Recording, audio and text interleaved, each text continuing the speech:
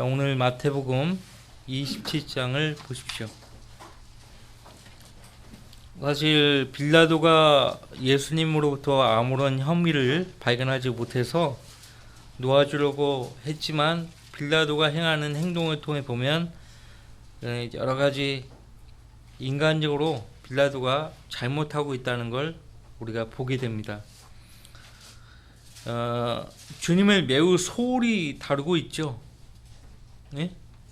아무 혐의를 발견하지 못했음에도 소홀히 예수님을 다루고 있습니다.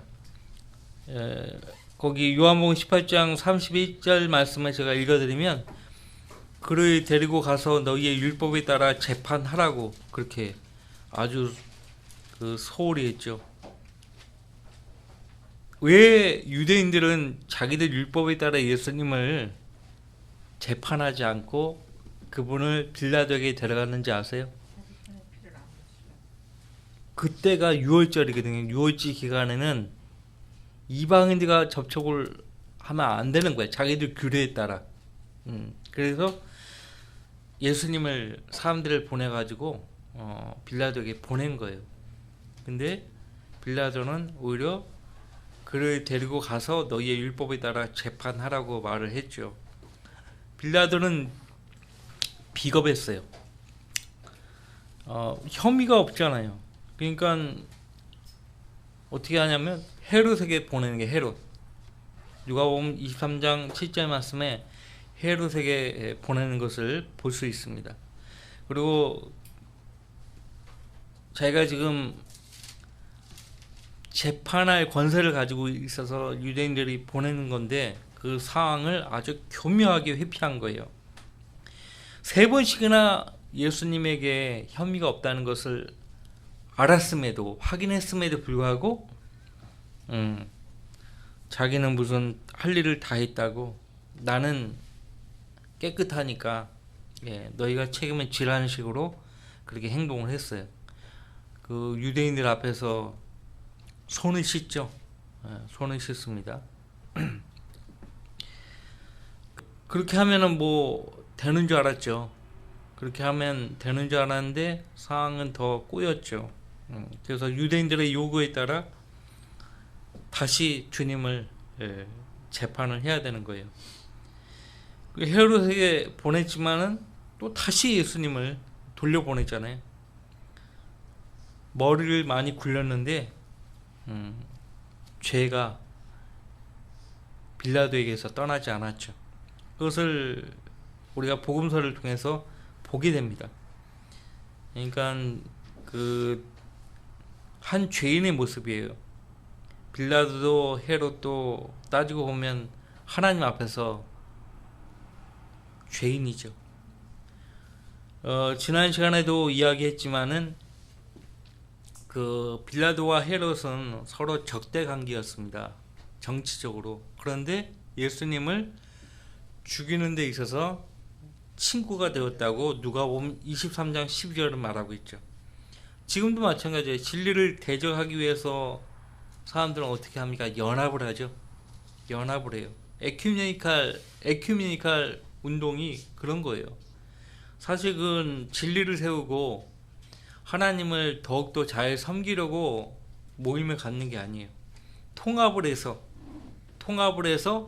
최종적으로 하나님을 대적하기 위해 그렇게 하는 거예요. 그 다음에 잘 아시다시피 사두개인이나 바리새인은 서로 역시나 적대 관계에 있거든요. 함께 할 수 없는 사람들이에요. 교리적으로는 절대 함께 하지 않아요. 이 두 부류는 절대 함께 할 수 없는 사람들인데 마태복음 16장에서 우리가 봤지 않습니까? 이 두 부류가 주님께 와서 주님을 시험하는 데 있어서 함께 하는 거예요. 그 코드는 맞는 거죠. 주님을 시험해서 주님을 대적하기 위한 그 코드는 맞는 거예요. 그래서 이 바리새인들은 사두개인들과 합세를 했고 헤롯 당원들과 연합했고 이방인들과 연합을 하는 거예요. 지금 여기 보면 빌라도와 헤롯에게 연합을 하잖아요. 예수님을 십자가에 넘겨주기 위해서요. 자, 마태복음 27장 19절 말씀 보시면요. 그래서 이 빌라도가 유대인들이 예수님의 시기로 인해서 넘겨준 것을 알았어요. 그래서 제가 지난 시간에 신명기 말씀을 인용해 드렸죠. 우리의 반석이 그들의 반석과 같지 않다는 것을 세상 죄인들도 안다고요. 세상 죄인들도 아는 거예요. 19절, 마태복음 27장 19절, 빌라도가 재판석에 앉아 있을 때에 그의 아내가 그에게 보내어 말하기를 당신과 그 의로운 사람 사이에 아무 일도 없게 하소서. 내가 오늘 꿈에 그 사람으로 인하여 많은 것으로 고통을 받았나이다라고 하더라. 구체적으로 꿈에 예수님이 나타나가지고 그녀를 어떻게 힘들게 했는지는 우리가 알 수 없지만은 얘기를 해주는 거예요. 빌라도에게. 20절, 그러나 선임 제사장들과 장로들이 무리를 설득하여 바라바를 원하고 예수를 죽이게 하라고 하니 잘못된 거죠. 설득을 했어요.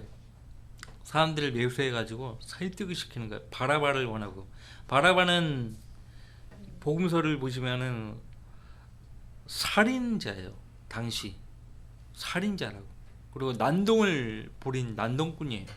어디 가서나 난동을 부리고 사회 질서를 파괴했던 사람인데, 살려둬서는 안 되는 사람인데 바라바를 원하고 예수를 죽이라고 무리들을 설득한 거예요. 누가? 선임 제사장들과 장로들이. 잘못한 거죠. 그게 잘못한 거예요. 예수님이 큰 죄를 범했다면 이 사람들이 무슨 율법에 따라 재판하고 말 것도 없어요. 하나님이 알아서 하시는 거죠. 이 사도행전의 12장에 헤롯이 투로와 시돈 사람들 앞에서 막 자기를 높이니까 하나님이 어떻게 합니까? 직계 처분하시잖아요. 직계 처분한 그런 분이에요, 하나님은. 자, 22절. 그러니까 바라바도 사람들이 왜 그럴까 의아했을 거예요. 자기가 봐도 예수님이란 분은 자기하고 비교할 수 없는 거룩하신 분이신데 왜 사람들은 나를 놓아주고 예수님을 붙잡아서 십자가에 죽이라고 할까? 굉장히 의아했을 거예요. 21절, 총독이 그들에게 대답하여 말하기를 그 둘 중에서 내가 누구를 놓아주기를 원하느냐고 하니 그들이 말하기를 바라바니이다 라고 하더라. 빌라도가 그들에게 말하기를 그러면 내가 그리스도라 하는 예수는 어떻게 하랴고 하니 그들 모두가 말하기를 그를 십자가에 못 박으소서 라고 하더라. 총독이 말하기를 도대체 그가 무슨 악한 일을 행하였느냐고 하니 그들이 더욱 소리질러 말하기를 그를 십자가에 못 박으소서 라고 하더라. 이들이 예수님을 빌라도에게 넘긴 죄목이 무엇인가? 죄목이 무엇인지 기억하세요? 그것이 이제 누가복음에 나오거든요. 예. 그 누가복음 23장 보세요.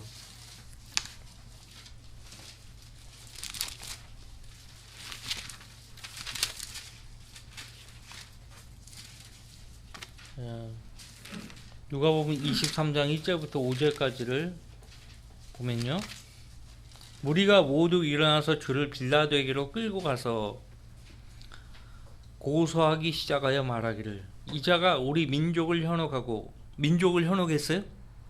마태복음 8장 보면은 그 이스라엘 백성들이 목자가 없어 방황한다라고, 그렇게 목자 없이 흩어진 방황하는 그 양들이라고 예수님이 말씀하시면서 그들을 불쌍히 여기셨다고 했어요. 우리 예수님은 민족을 현혹한 것이 아니에요. 그 민족을 불쌍히 여기시고 그 민족을 치유하셨죠. 마태복음 8장부터 11장의 내용을 보면 구체적으로 알 수 있죠. 그 다음에 두 번째 혐의가 뭐죠? 카이사에게 세금 바치는 것을 금하며. 언제요? 오히려 베드로에게 야 너희 선생님 세금 내느냐라고 물으니까 베드로가 내신다고 그냥 말해버리잖아요. 내신다고. 그런데 그 자리에 예수님이 없었단 말이에요. 근데 베드로가 그 말을 하고서 예수님께 돌아오니까 예수님이 갑자기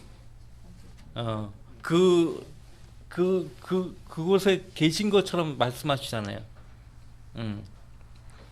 그래서 예수님이 마태복음 17장에 보면은 베드로에게 세금을 내라고,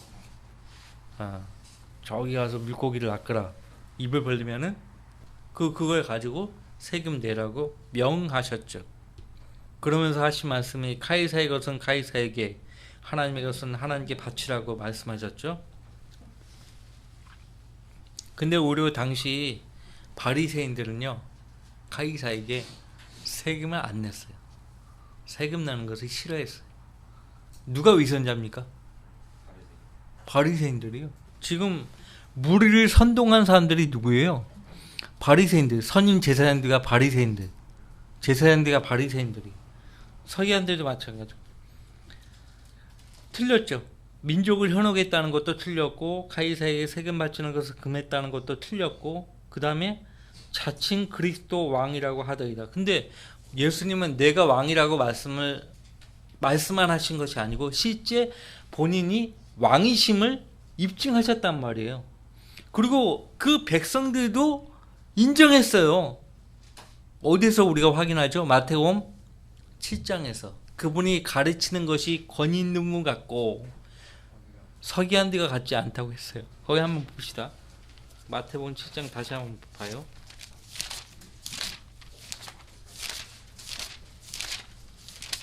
이 지금 예수님을 십자가에 처형하려고 모인 무리들은 매수당한 무리예요. 실제 예수님 봤던 백성들은 이 재판석에서 완전 제외가 되는 거예요. 일반 백성들은 감히 재판석 근처도 못 오게 하는 거예요.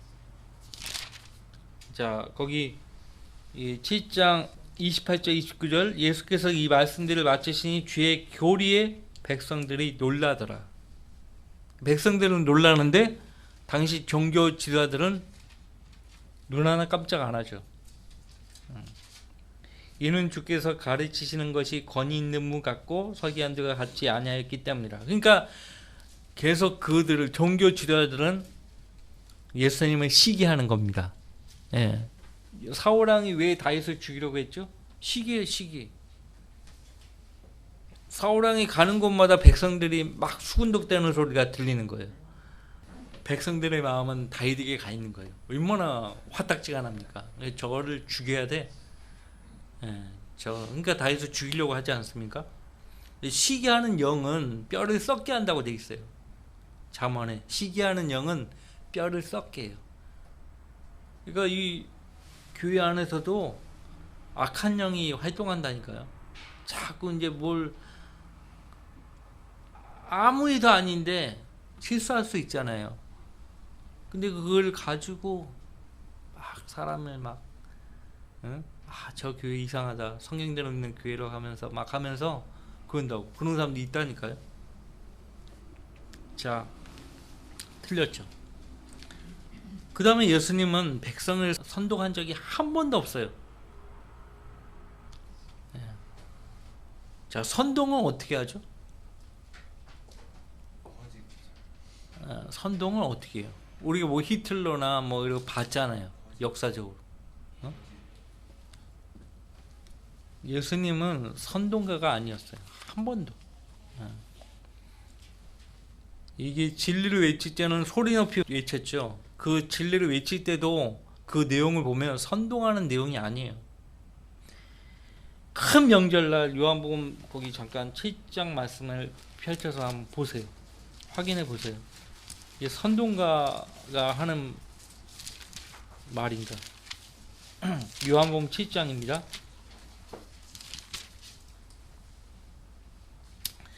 이 37절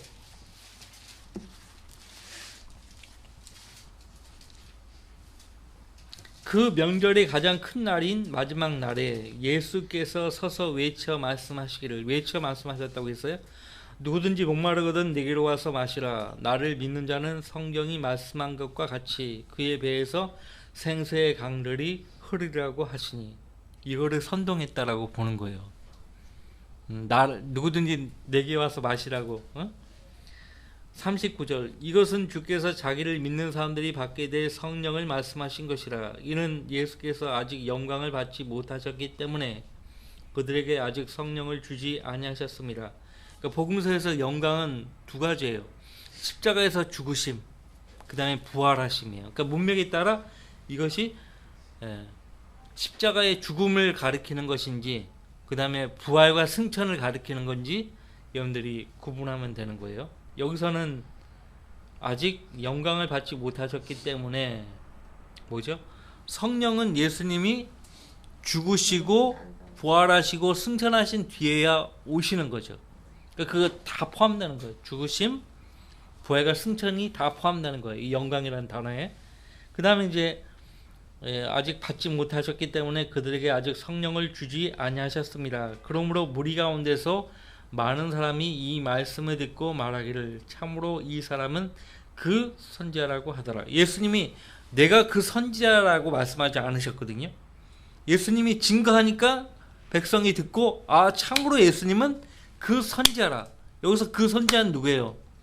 모세가 신명기 18장에서 말씀했던, 예언했던 그 선지자예요. 나와 같은 선지자. 백성이 알아본 거예요. 모세가 말했던 그 모세와 같은 선지자가 이분이시구나. 알아본 거예요. 40절, 다른 사람들은 말하기를 이 사람은 그리스도라고 하나 또 다른 사람들은 말하기를 그리스도가 갈릴리에서 나올 수 있느냐? 성경에서 그리스도는 다윗의 씨에서 나오며 또 다윗이 살던 고을 베들레헴에서 나온다고 말하지 아니하였느냐고 하더라. 그러니까 갈릴리 지역은, 나사렛과 갈릴리 지역은 못 사는 사람들만, 병들고 가난하고 사회적으로 밀려버린 사람들, 그런 사람들이 갈릴리 지역에서 태어나고 자라고 생활하는 곳인데, 야, 왕이라면 왜 갈릴리에 있냐 이거. 다윗의 성읍에서 활동해야지. 근데 예수님은 주로 어디서 활동하셨어요? 갈릴리 지역이에요. 그래서 분열이 생겼죠. 그러므로 그로 인하여 무리 가운데 분열이 생기니라. 그들 중에는 그를 붙잡고자 하는 사람들도 있었지만 아무도 그에게 손을 대는 자가 없더라.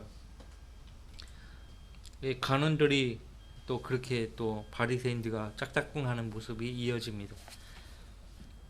이렇게, 이건 대표적인 예예요. 그냥 대표적인 예라고. 예수님 선동한 것이 한 것이 아니에요. 사복음서 다 보면은 단에서부터 브에세바에 이르기까지 백성들은 예수님을 따라다니면서요. 예수님을 따라다니면서 예수님의 은혜의 말씀들을 구하고 찾고 또 그 말씀으로 인해서 변화받고 치유받고 했죠. 근데 오히려 그런 예수님을 자꾸 따라다니면서 백성들을 선동시킨 사람들은 누굽니까? 누구였어요? 바리새인들이에요, 주로. 그 다음에 제사장들이고. 그래서 그들이 선동해서 지금 빌라도 법정에 예수님이 선 거 아닙니까? 누가 누구를 선동했다는 거예요, 도대체? 근데 이런 모든 고소에 우리 주님은 일관되게 침묵하고 계시는 거예요. 그 침묵하리라는 것도 우리가 살펴봤지만은 이사야서 53장에 예언되었죠. 그죠? 예언되었어요.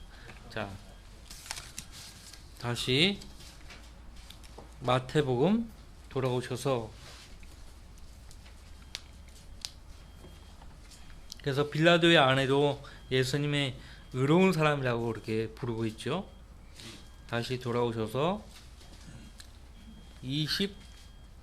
23절에 총독이 말하기를 도대체 그가 무슨 악한 일을 행하였느냐고 하니 그들이 더욱 소리질러 말하기를 그를 십자가에 못 박으소서라고 하더라. 빌라도가 자기로서는 아무것도 설득할 수 없고, 누구를 설득 못하는 거예요? 백성들을. 백성들을 설득을 못하는 거예요. 근데 예수님과 빌라도 사이의 대화를 보면 요한복음 19장 10절 말씀에 뭐라고 빌라도가 예수님께 이야기를 합니까? 나는 너를 재판할 권세도 있고 너를 놓아줄 권세도 있다고 예수님께 이야기를 하죠, 빌라도가. 근데 여기서는 그런 권세를 가지고 있다고 말했던 빌라도가요, 무리들을 설득을 못하는 거예요. 이 무리들의 영적인 상태를 우리는 가늠해 볼 수 있죠. 어떤 상태요? 시편 22편에 나오는 대로 예수님을 둘러싼 개들과 뿔난 황소들, 뭐 이렇게 표현하고 있어요. 응? 거기 그것도 예언의 말씀이니까 살펴봅시다. 시편 22편이에요. 기억하시기 바랍니다. 시편 22편. 시편 22편 1절 말씀부터 익숙한 말씀이죠. 예수님이 엘리 엘리 라마 사박단이라고 하신 그 말씀이 여기에 예언된 거예요. 나의 하나님 어찌하여 주께서는 나를 버리셨나이까. 너무 똑같죠. 예언된 대로 말씀하신 거예요. 어찌하여 나를 돕지 아니하시며 나의 신음하는 말들을 멀리 하시나이까. 그리고 거기 6절, 그러나 나는 벌레요 사람이 아니라 사람들의 비방거리요 백성들에게 멸시거리니이다. 나를 보는 자는 다 조롱하며 비웃나니 그들이 입술을 내밀고 머리를 흔들며 말하기를 그가 주께서 자기를 구원하실 줄 신뢰하였도다. 주께서 그를 기뻐하시니 그를 구하시게 하라 하나이다. 우리가 쭉 살펴보겠지만 하나님이 구원하시는가 보자, 조롱하잖아요. 멸시하고. 그러나 주는 나를 태에서 꺼내신 분이시며 내가 내 어머니의 가슴 위에 있을 때 내게 희망을 주셨나이다. 거기 11절, 나를 멀리하지 마소서. 고난이 가까이 있으나 도울 자가 아무도 없나이다. 우리가 고난받을 때 하나님 외에는 도울 자가 없어요. 사람을 신뢰하면 안 돼요. 절대. 하나님만 바라보는 거예요. 나 자신도 신뢰하면 안 돼요. 내 지혜를 내려놔야 돼요. 많은 황소가 나를 에워싸고 바산의 힘센 황소들이 나를 둘러쌌나이다. 그들이 내게 입을 벌림이 마치 찢고 울부짖는 사자 같나이다. 내가 물같이 쏟아졌고 나의 모든 뼈는 어그러졌고 내 심장은 밀초 같아서 나의 내장 가운데서 녹았나이다. 내 기력이 질그릇 조각같이 말랐으며 내 혀는 이틀에 붙었나이다. 또 주께서 나를 사망의 진토 속에 두셨나이다. 개들이 나를 에워싸고 악인의 무리들을 나를 둘러쌌으며 그들이 내 손과 내 발을 찔렀나이다. 이게 지금 다윗이 한 말이지만은 예언이에요, 예언. 예언을 하는 거예요. 내가 내 모든 뼈들을 셀 수 있으니 그들이 나를 보며 쳐다보나이다. 그들이 그들 가운데서 내 겉옷을 나누고 내 속옷을 제비 뽑나이다. 근데 이대로 된 거예요. 예언의 말씀. 이 상황들을 보면, 복음서의 상황들을 보면 이 예언된 말씀대로 이루어지고 있어요. 그걸 보셔야 돼요. 앞으로 우리 지금 눈앞에 펼쳐지는 이 세계의 모든 정세 있잖아요. 성경대로 되는 거예요. 지금 이 러시아와 우크라이나 이 전쟁이 지금 벌써 몇 개월째예요. 거의 9개월 지나고 이제 10개월째예요. 우리나라 어떤 전문가가 유튜브에 나와갖고 이야기를 하더라고. 내년 2023년 되면은 우리나라도 경제가 완전히 바닥을 칠 거라고. 다 어려워질 거라고. 다 가난하게 될 거라고. 그렇게 얘기했어요. 그 경제학자예요. 괜히 해보는 얘기가 아니에요. 지금 러시아 전쟁 때문에 지금 프랑스나 이 유럽의 국가들은요, 기름난, 전기난, 전기를 못 쓰는 거예요. 나무를 땔감을 구하는데 땔감이 너무 비싼 거예요. 이 장기화 돼 보세요. 다 끝나는 거 이제. 다 경제 뭐 이런 게 다 바닥을 칠 거예요. 그러면 이제 이 세상을 구원할 메시아가 나타나요. 그래야 세상으로부터 완전히 신뢰를 받을 수 있잖아요. 그러니까 지금 우리가 지금 사는 이 때를 잘 보시라고. 정신을 차려야 돼요. 다 됐다니까요. 전염병 코로나 때문에 지금 경제가 바닥이었죠. 게다가 러시아 우크라이나 전쟁으로 인해서 더 바닥을 치고 있어요. 또 그 간염병 학자들은 지금 이제 곧 올 거예요. 이제 올해 말이나 내년 초에 대규모 또 간염이 발생한다고 그래요. 예견을 하고 있어요. 우리 뭐 긴장이나 두려운 거 없어요. 예. 그렇게 돼야 돼요. 그렇게 장기화가 돼야 바닥을 치는 거예요. 바닥을 쳐야 적그리스도가 오기에 유리하니까요. 어쨌든 예수님도 예언된 대로 되고 있어요. 우리가 사는 이때도 예언된 대로 되어 가고 있다는 거예요. 예. 정신을 차려야 돼요. 그래서 이제 빌라도는 자기 양심을 통해서 보면 아무 혐의가 없어. 놓아주려고 애쓰고 아내조차도 그 의로운 사람으로 인해서 내가 꿈속에서 많은 고통을 받았다고 이야기를 해주고, 근데 그 양심의 판결을 무시해버리고 군중의 요구를 들어주죠. 빌라도가. 이것이 빌라도의 잘못이에요. 세상과 친구가 되는 길을 빌라도가 택한 거예요. 근데 그 세상과 친구 되는 것은 하나님과 원수가 되는 것임을 알지 못하느냐고 야고보서 4장에서 말하고 있죠. 그래서 공경을 피하기 위해서 빌라도가 타협을 했어요. 그 군중의 의지대로 예수님을 그냥 넘겨줘 버린 거예요. 넘겨줘 버린 거예요. 그래서 24절, 빌라도가 자기로서는 아무것도 설득할 수 없고 오히려 소유가 일어난 것을 보고 물을 가져다가 무리 앞에서 손을 씻으며 말하기를, 나는 이 의로운 사람의 피에 대하여 무지하니 너희가 맡으라고 하자. 모든 사람이 대답하여 말하기를, 그의 피를 우리와 우리 자손에게 돌리라고 하더라. 그때 빌라도가 바라바는 그들에게 놓아주고 예수를 채찍질한 후 십자가에 못 박으라고 넘겨주니. 자, 넘겨주면 될 것을 왜 채찍질하라고 시켰을까요? 명령했을까요? 아무 혐의를 발견하지 못했다고 하면서 왜 예수님의 채찍질을 했을까요? 참,